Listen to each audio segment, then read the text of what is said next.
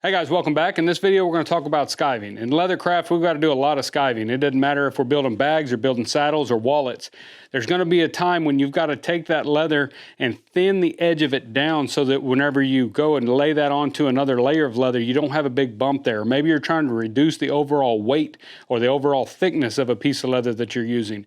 Or maybe you're wanting to create a real nice seam in some type of bag or purse or something, and you want to be able to fold that edge over so you don't have an exposed edge. In this video, we're going to go through all the skiving options that I have in my shop, both hand tools and machinery, different tools that are benchtop tools that will actually do this job for me much more efficiently. But I'm going to show you, we're going to start with the hand tools first, and I'm just going to show you some of the tools that I have. This isn't all the tools that are out there or the only options out there for skiving. So if you're new to leathercraft, look around, talk to folks. There's a lot of different options out there. I'm just going to show you some of the ones that I have. So let's get started. So as far as my skiving during the day, just a normal daily practice of having to skive some leather, I've got a few options here on my workbench that we can use. The first thing I want to say is if you're doing any kind of skiving, be sure you're on a good surface. I like to use this piece of granite, any kind of granite, your tooling rock, you can use that for your skiving area, but you want to be on something like tooling rock here, a granite or marble, something like that, that's nice and smooth and polished. You can also do this on a piece of glass, like a piece of windshield glass or safety glass. I don't personally like that because they still will break in your shop and it makes a mess, and so I just prefer to use the granite for any of my skiving needs. But you want to be able to do, you want to be sure and do that. Then we'll go through these tools right quick. I've just got an assortment of leather there, but we've got this tool here. Everyone that's in leathercraft, if you've been in it for a little bit, you've probably run across one of these. It's called a safety skiver.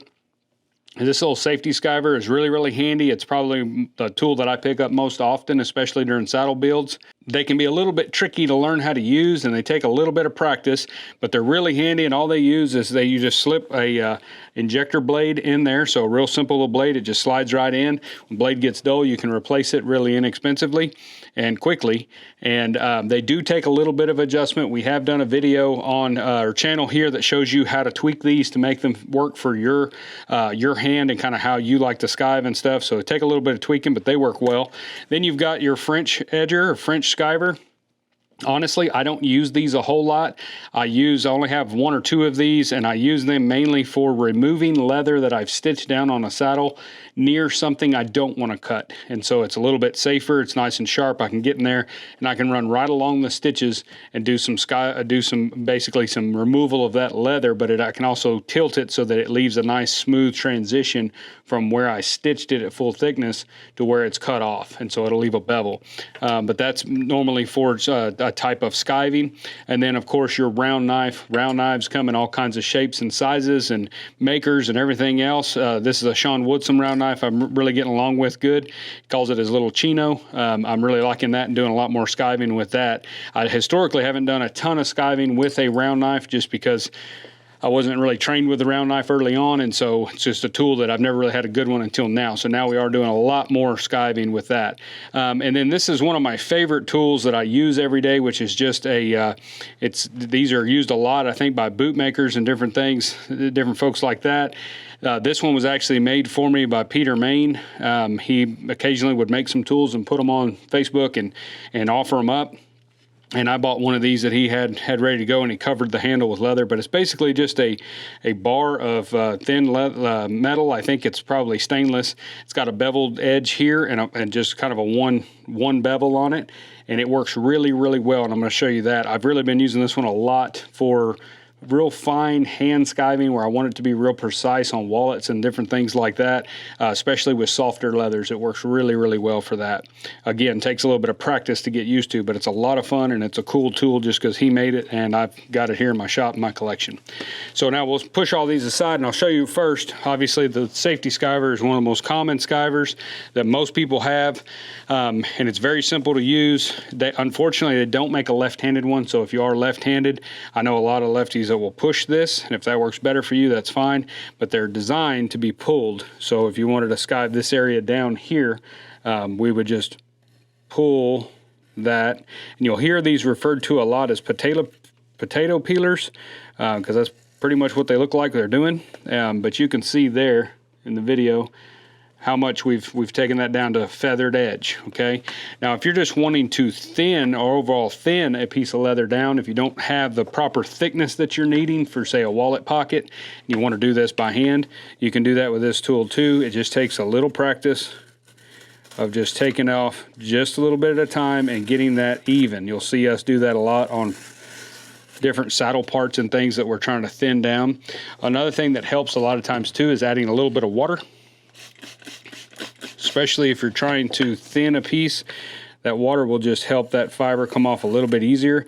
The real thing I like about that is the visual. I can see the color change to know that I'm going about the same depth all the way across here.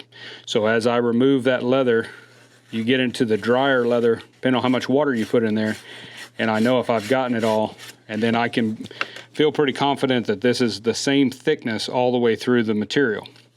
And so then if you're wanting to, say with a French edger, you're just wanting to go along here and thin this down along the edge, you can take this and just go right along there and it will pull that off on a bevel. Only thing I like about this, you have different sizes, and you can get the different sizes that will do a different length. You can also thin down this way. You'll see a lot of people on social media doing it right there in the middle. I don't normally pick that tool up to do that with it, just because mine doesn't work as well as I'd like it to for that type of situation. And then if we're going to skive this piece down here, say on a saddle or for something else, and I just need to get it down, I can also use my round knife. And we can pull that off there. Gives you a lot of control. Gives you a lot of, depending on how flat you have the angle on the blade will depend on how much it's taking off thickness wise. Because you may not always want that edge to be a feathered edge. You may just want to take off just a little bit and leave you a little bit of thickness out here. So that's the point of skiving, being able to really fine tune that bevel. This is just Herman Oak veg tan leather. Like I said, sometimes a little bit of water will help. Add a little bit of water with your spray bottle, and that'll help you in your skiving. But if we were just wanting to do a lap skive with, say, this is working on a headstall or something, and we've got a buckle area here, we've got a 12-ounce thickness of the leather, you can also just use a blade, a flat blade, and skive with that if you're in a hurry. So you can take that and do that there. Now that also works well if you're trying to do an overlap or a what I call lap skive, where you're going to overlap this and you want it to be the same thickness going across there. So you can do bevel and then turn it around, and then that way you can glue those two pieces together, sew across here, and it'll all be the same level. So that's kind of a lap skive there, trying to set that up. And then as far as this harness leather is going to skive a lot easier. You'll notice when you're skiving with that, it's got a little bit more fats in there, a little bit more tallows. So some of your leathers are going to skive differently than you would think. So you just got to kind of play with those. Some are fun to skive, some really are hard to skive and kind of a pain in the butt. And then this here is like a breast collar liner. If we're just going to skive this edge here, I can come in here with my round knife and just take off to a feathered edge, because that's going to, the way this breast collar, if you watch that video, the way they go together.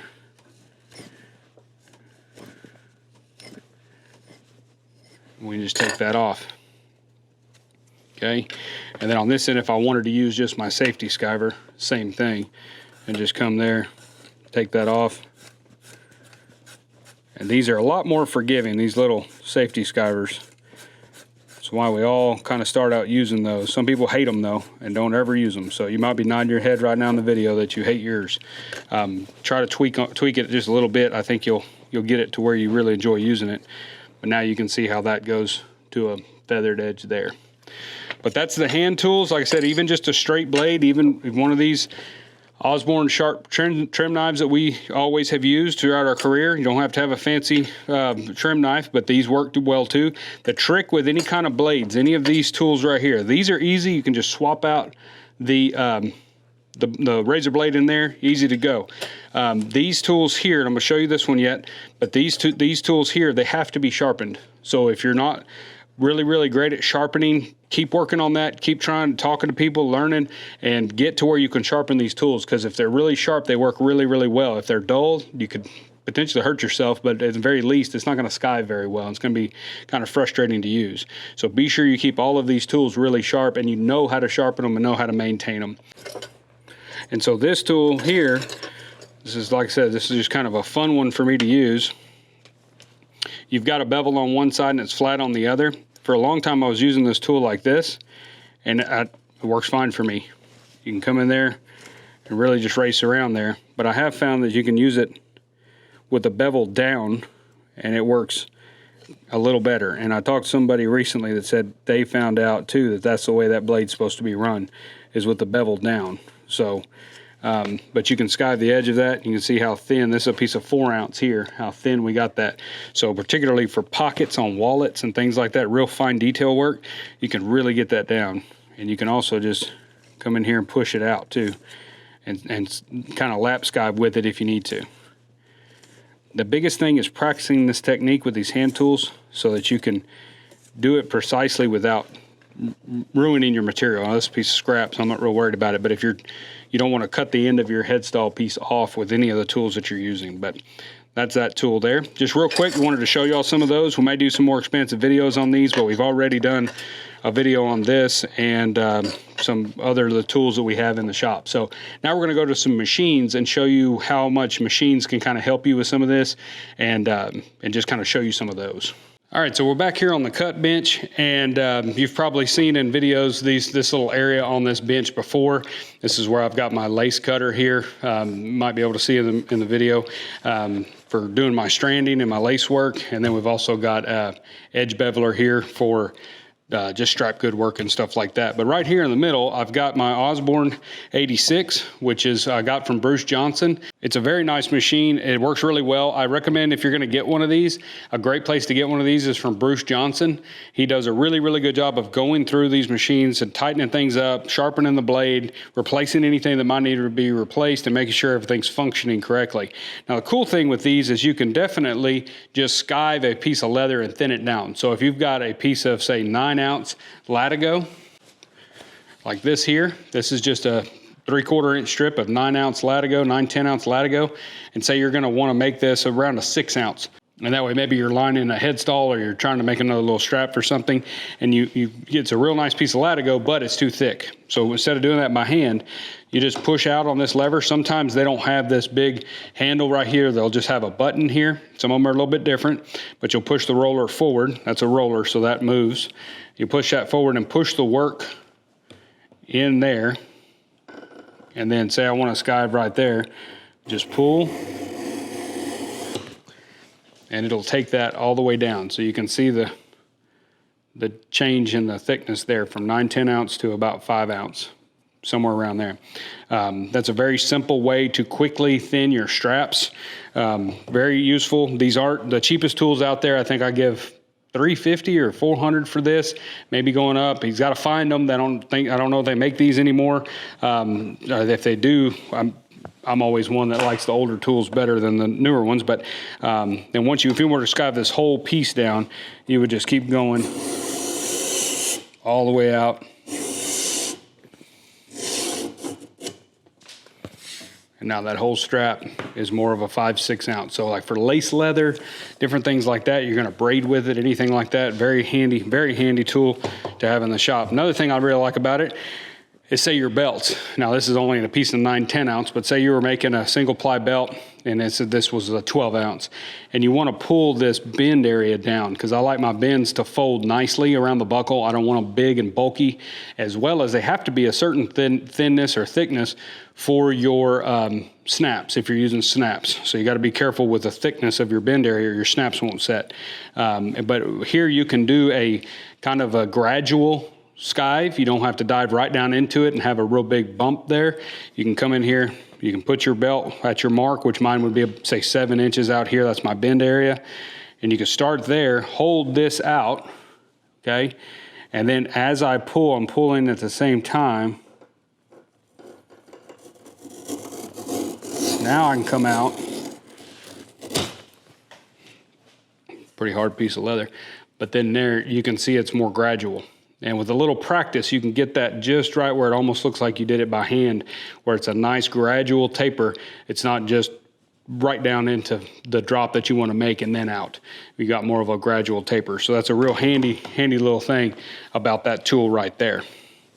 So benchtop skivers, very, very handy to have in a shop, especially if you're doing any kind of strap good work. All right, so another benchtop tool that I've had for many, many years. Some of y'all may have seen this in some videos that we've done, but this tool I don't use quite as much as we used to. It's called a 3-in-1. Don't ask me why they call it a 3-in-1, because I really don't know. I'm sure somebody out there can explain that to us all. But it does two things. One, it'll cut. It's got a cutter on this end. It's got a hand crank over here, and so you can pull it along there and cut with it. Mine, I got cheap. I got this tool for like $100 at the boot and saddle maker tool swap that they used to have. And there was a guy out there that had one, but he told me why it was so cheap. It was because I think one of these rods is bent a little bit, and so the little wheels don't actually touch all the time. So you hit a spot there where it wouldn't cut anything. And so that's the only thing with that. But I don't use it really a whole lot for cutting. I would use it for a lot of rawhide stuff when we do any kind of rawhide binders, anything like that. I could block out, if I had a big roll of rawhide, I could just kind of block cut it with this and not hurting any scissors or anything and not having to case up a whole side of rawhide. But then this top portion right here is the skiving portion. And so those are the only two things that I know that it does, but they call this one a 3-in-1. There's another one that's a cousin to it. It's got a shorter arm here for the cutter. It does 3 things, and they call it a 5-in-1. So again, if you're out there and you know why those are called that, let me know. Unless I'm missing something else this thing does other than a boat anchor that I'm not aware of. As far as the skiver, it's got a blade back here. It's fully adjustable. You can adjust the pitch of the blade and the closeness, all that kind of stuff. You can take this blade off and sharpen it, make sure it's sharp. Then it's got a little guide right here where I can set that guide to as far as how far I want to skive in. I mainly use this for skirt plugs, our ground seat pieces and all that kind of stuff, just to knock that edge off so that it's already started and I don't have to work so hard at the bench with a round knife. But you can put your leather through there, crank that, and then it'll skive that whole edge off right there. So that's a feathered edge right there, ready to go. So all of my ground seat pieces and everything, I'll go around them with this 3-in-1 here, skive that off, and that way I've got a jump start on my ground seat and I don't have to start from scratch. But that's a 3-in-1. They're kind of cool. I just like having it in the shop. I do use it. I just don't use it as much as I used to because I've got bell skivers now. And so, but it does look cool on the bench, and it's an old piece of history as far as the leathercraft community goes. Okay, so now we're getting into some power machines. Don't have a whole lot of power skivers in the shop, but we do have 2 of the main ones, which is, one is this Cobra Class 14, which is their splitter. It is doing the skiving, right? It's pulling it down, so it's not gonna be able to do any kind of pattern skiving necessarily. There may be some cool things it can do on a limited basis, but in general, this machine is basically just to take this piece of 12, 13 ounce leather that we were working on that skiver there, and we wanna thin this down to say, I don't know, I've got it set at maybe 6 ounce, 7 ounce, somewhere there. We just need to thin that down for a project. It's too thick. So we can put this in there, and we've got it set where we want it. It's got a big stationary blade on the back, 2 rollers in the front that'll pull the work through.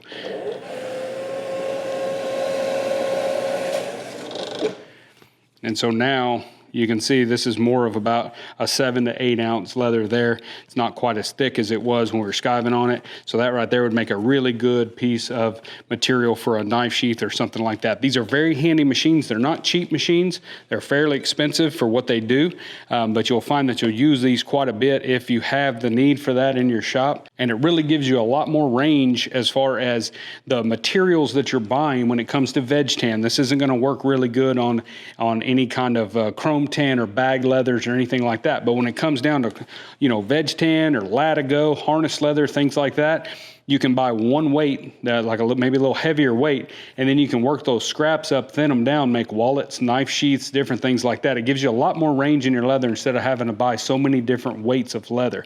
For a one-man shop or a couple folks shop where you're doing custom orders and things, I really think this machine's very helpful, very handy, but it is an expensive investment to get one of these. But I do think it's worth it when you get to that point because it does give you a lot of options. And all right, this is one of my favorite machines we've talked about in another video, but if you're making a lot of bags and working with a lot of bag type leathers, which is more of a soft chrome tan type leathers, oil tan, stuff like that, this is a kind of a must-have in my opinion now, as far as if you're going to do a lot of bags and you're going to be doing some rolled edges and some seaming and things like that. Being able to skive that little area down on a seam is really, really helpful for bag construction. They're not as expensive as that splitter back there, but they are an investment. I think this machine here runs $1,800, somewhere around there. It's a Cobra Leather Machine Co. NP4, they make one that's bigger. That's it's made more for heavy skirting and veg tan. This one does not work a lot of veg tan leather. You can run some real light veg tan through there, but we don't run any veg tan through ours. We just do that by hand, and all we run through it is bag leathers. But it's got a guide on there. It's got a presser foot system here, holds the material close to the ball, and you got your bell blade. That's actually what does the skiving. So you can set that gauge as far as how wide you want that skive, set your presser foot height as far as how much you want to take off the leather, and then when you put the leather in there, you just hold it up against your gauge. It go all the way around your pattern, your bag, your panel, whatever you're doing, and you can see how it pulls that off right there. But if it's not enough, we want to take a little bit more off, we can screw that down.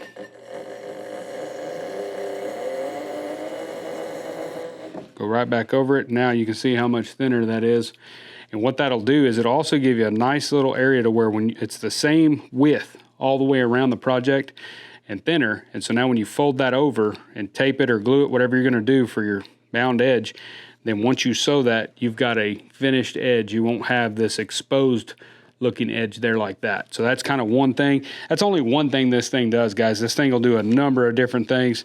Different feet you can put on it, modified feet to get it to accomplish certain goals that you have on certain types of seaming and things. And you can even skive. I have one of these I modified that'll do my lacing for braiding skirts together.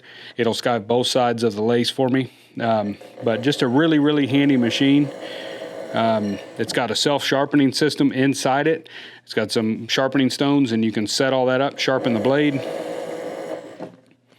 And you can see on this real thin leather here how nice that's going to fold over.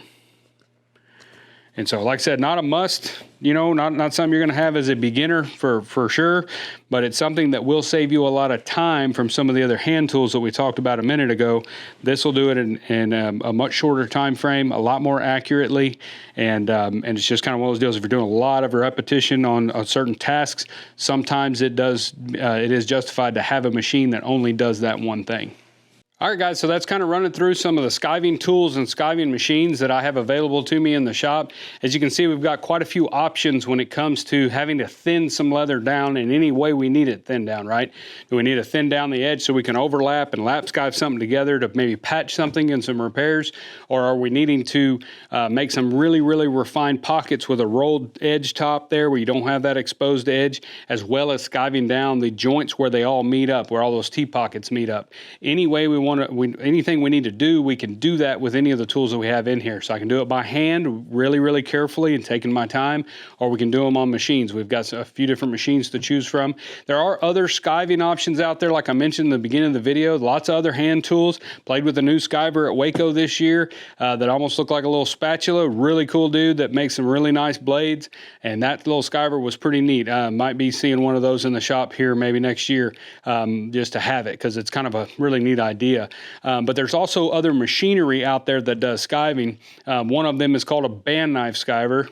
And a band knife skiver is a really large machine, very expensive. The last one I looked at that just to kind of inquire about, they were running about $35,000, $40,000. But if you'd imagine a band saw where the blade runs vertically right here, imagine that running horizontally on two drums facing you like that, within the machine obviously, and the blade doesn't have any teeth. It's got a sharpening system as well, but that band knife is really, really refined. That is a precision tool that they use in a lot of your manufacturing companies and things like that. You can really dial that in, and really, if you want, just pull a grain off of a piece of 13, 15 ounce leather, and it's perfectly consistent all the way across. It's all digitally controlled. It's pretty fancy. Most of us do not have an option to use use that machine. I've played with one back in the day. The Court Saddlery was in our town, and we were able to kind of go over there and use theirs occasionally. And that machine gives you a lot of options, from pattern skiving to just consistency, those kind of things. And they're also much larger, so they're able to take bigger parts